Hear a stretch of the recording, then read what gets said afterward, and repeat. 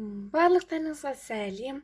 Мен сіздерге бүгін осындай сақинаны жасауды үйрететін боламын, жаңа жылдық. Ол үшін бізге ақ түсті бисер, жасыл түсті бисер және де бір дана қара бисер. Ол қоңыр болса да болады. Және де біз 50 сантиметр лесканы аламыз. Бұл видеоны бастамай тұрып, менің видеома лайк басып, комментарий жазуды ұмытпаңыздар. Және де менің жаңадан шыққан видеоларымнан қалып қалмас үшін подписка жасап, колокольчикті басып кетіңіздер. Бастайық. Сол жақтағы лескаға 4 дана ақ бисерді саламыз. Сосын оң жақтағы лесканың соңын ең соңында тұрған, ең шетінде тұрған ақ бисердің ішіне кіргіземіз. Тартамыз. Кішкене. Біз олардың крайларын бірдей қыламыз, солай тартамыз. Енді сол жақтағы лескаға 2 бисер, оң жақтағы лескаға 1 бисер саламыз. Енді оң жақтағы лесканың соңын ең шетінде тұрған ақ бисердің ішіне кіргіземіз. Осылай болу керек. Енді тартамыз.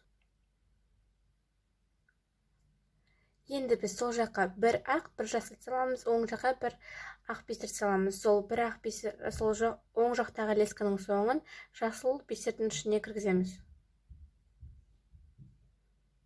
Тартамыз. Енді біз сол жақтағы лескаға 2 жасыл, оң жақтағы лескаға 1 ақты саламыз. Сол шетінде тұрған жасыл бисердің ішіне ақ бисердің лескасын саламыз. Тартамыз. Енді біз 2 жасыл, 1 қара саламыз. Сол жақтағы лесканың соңын жасыл түсті бисердің ішіне кіргіземіз. Енді сол жақтағы лескаға 2 жасыл, оң жақтағы лескаға 1 ақ бисер саламыз. Сосын оң жақтағы лесканың соңын шетінде тұрған жасыл бисердің ішіне кіргіземіз. Тартамыз. Тартамыз. Енді біз оң жақтағы лескаға 1 ақ, сол жақтағы лескаға 2 сары ақ бисер саламыз. Енді оң жақтағы лесканың соңын шетінде тұрған ақ бисердің ішіне кіргіземіз. Тартамыз. Енді солай қолымыздың пішініне қарай ең соңына дейін сөйтіп ақпен толтырамыз. Енді біз мен қолым размеріне пішініне қарай толтырдым. Мына жерде біреу жасай алатындай қалу керек. Енді мына жерде қара тұрған жердің асты жағы, лесканың асты жағындағына, сол асты жағына 3 бисер саламыз. Сосын үсті жағындағы лесканы самый шетінде тұрған бисердің ішіне кіргіземіз. Тартамыз. Сонда бізде лескамыз үсті жаққа қарап тұрады бисерімізді. Енді біз оң жақтағы лесканың соңына 3 дана ақ бисер саламыз. Сосын үсті жағындағы лесканы алып, ең шетінде тұрған бисердің ішіне кіргіземіз.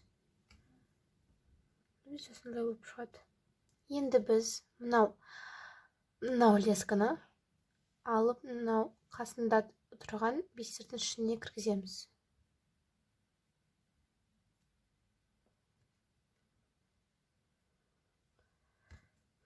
Енді үсті жақтағы лескаға 2 ақ бисер саламыз. Сол асты жақтағы лесканың соңын сол шетінде тұрған бисердің ішіне кіргіземіз. Тартамыз.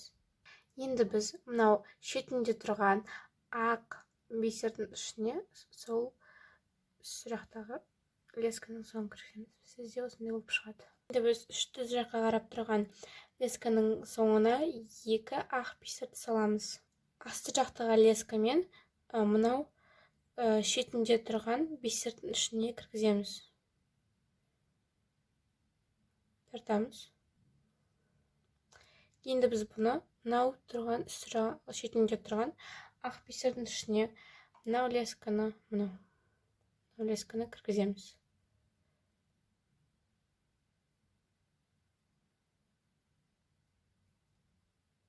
Тартамыз.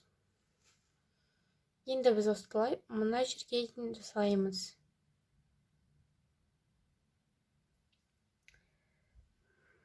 Енді сіздерде осылай болып шығу керек. Сіздер мына жерден тоқтау керексіздер. Енді үсті жақтағы лескаға 2 жасыл бисер саламыз. Енді асты жақтағы лесканың соңымен ең шетінде тұрған жасыл бисердің ішіне кіргіземіз лесканы. Тартамыз.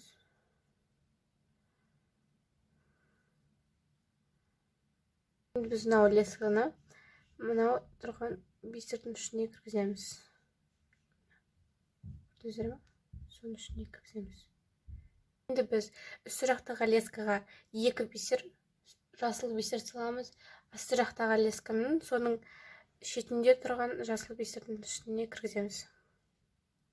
Тартамыз. Енді астырында лесканы шетінде тұрған жасыл бисердің ішіне кіргіземіз. Тартамыз. Осылай шығу керек. Енді мен үсті жақтағы лескаға бір жасыл бір ақ бисер саламыз. Енді асты жақтағы лесканың соңын шетінде тұрған ақ бисердің ішіне кіргіземіз.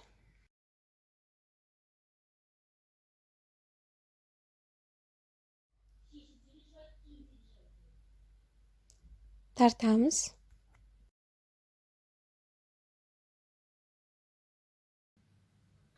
Енді біз мынау лесканың соңын шетінде тұрған, қасында тұрған ақ бисердің ішіне кіргіземіз. Тартамыз. Сосын біз үсті жағына 2 ақ бисер саламыз. Асты жағындағы лесканың соңын шетінде тұрған ақ бисердің ішіне кіргіземіз. Енді біз бұны тартамыз. Енді біз қасында тұрған ақ бисердің ішіне кіргізу керекпіз лесканы. Тартамыз. Енді біз үсті жағына 2 ақ бисер саламыз. Асты жағындағы лескамен ең шетінде тұрған ақ бисердің ішіне кіргіземіз. Тартамыз. Шетіндегі ақ бисердің ішіне асты жағындағы лесканың соңын кіргіземіз. Онда бізде лесканың 2 жағы қарап тұрады, асты жағы мен үсті жағы. Біз асты жағына 2 ақ бисер саламыз. Енді үсті жағындағы лесканың соңымен шетінде тұрған ақ бисердің ішіне кіргіземіз. Осылай болу керек. Енді біз оны тартамыз. Онда бізде бисер үсті жағына қарап тұрады. Леска үсті жағына қарап тұрады. Бізде леска 2 жаққа қарап тұрады. Оң жақ пен сол жақ. Біз оң жаққа 3 дана ақ бисер салу керекпіз. Біз сол жақтағы лесканы алып, мынау ақ шетінде тұрған бисердің ішіне кіргізу керекпіз. Осылай. Тартамыз. Сол жақтағы лесканың соңын, мынау тұрған лесканың соңын шетінде тұрған ақ бисердің ішіне кіргіземіз.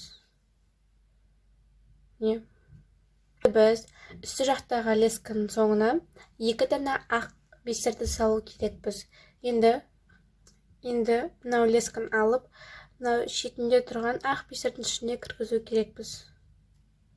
Кіргіздік. Енді тартамыз. Сонда бізде осылай болып шығады. Енді біз мынау лесканың соңын шетінде тұрған ақ бисердің ішіне кіргіземіз. Мен сақинаны осылай істейтін болам. Сіздерге түсінікті болу үшін.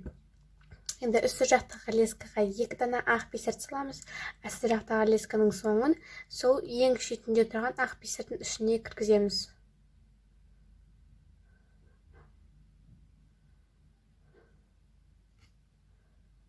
Кіргіздік. Енді тартамыз. Бізде осылай болу керек.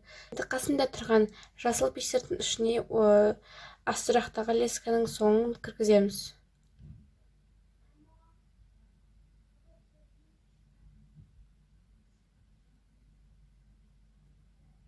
Тартамыз. Енді біз үсті жақтағы лесканың соңына бір ақ, бір жасыл түсті бисер саламыз. Енді асты жақтағы лескамен жасыл түсті бисердің ішіне керекпіз. Кіргіздік. Енді сол асты жақтағы лесканың соңын қасында тұрған жасыл бисердің ішіне кіргіземіз. Тартамыз. Енді біз үсті жаққа 2 жасыл бисер саламыз. Асты жақтағы лесканың соңымен мынау шетінде тұрған жасыл бисердің ішіне кіргіземіз. Тартамыз. Дәп осылай болып шығады. Енді астыр жақтағы лесканың соңын шетінде тұрған жасыл бисердің ішіне кіргіземіз. Тартамыз. Сонда бізде осы шыршаның өзі дайын. Енді біз осы шеткі жақтағын ақ петелькалардың бәрімен толтырып шығу керекпіз. Мыналар толтырғандай, осылай толтырып кетеміз. Толтырған кезде сіздерге келем. Сонда бізде осылай болып шығады. Мен соңын қалдырып қойдым сіздерге көрсету үшін.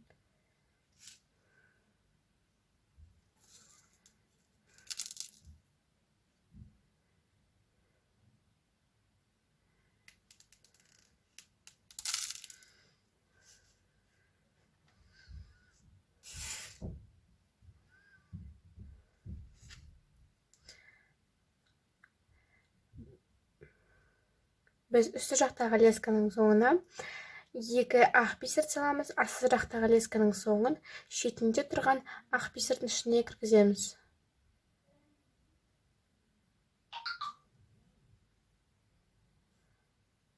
Тартамыз. Сонда біздің сақинамыз дайын. Біз бұны қосу керекпіз. Енді мынау лескаға бір ақ бисер саламыз, сосын ең басында салған бисердің ішіне лесканы кіргіземіз. Сонда бізде осылай болып шығады. Бұл лесканың соңына бір ақ бисер саламыз, сосын пустой тұрған лесканың соңын сол ақ бисердің ішіне кіргіземіз. Тартамыз. Сонда бізде осылай болып шығады. Енді екі лесканың соңында екі шетіндегі ақ бисер тұрған соның ішіне кіргіземіз.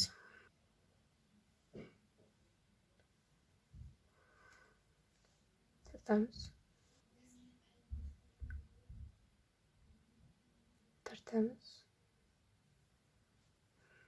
Тура бағанағыдай оң жақтағы лескаға бір ақ бисер саламыз, сол жақтағы лесканың соңымен оның ішіне кіргіземіз.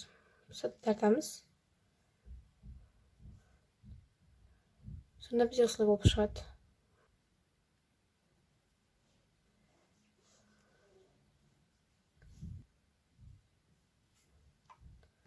Тартамыз.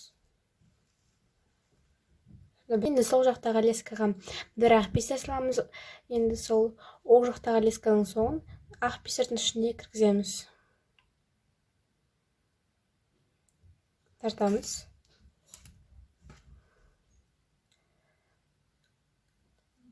Сонда біздің сақинамыз дайын. Енді біз бұны кемімен 3 рет байлау керекпіз.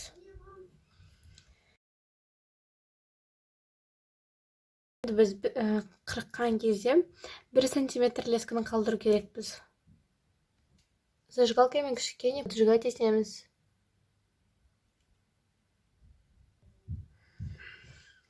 Сонда бізде осындай өте әдемі, сүйкімді, ерекше жаңа жылдық сақина шықты. Сіздерге менің видеом ұнаса лайк басып, комментарий жазуды ұмытпаңыздар. Және де менің жаңадан шыққан видеоларымнан қалып қалмасы үшін подписка жасап, колокольчикті басып кетіңіздер. Мен сіздермен қоштаспаймын. Келесі кездескенше сау болыңыздар.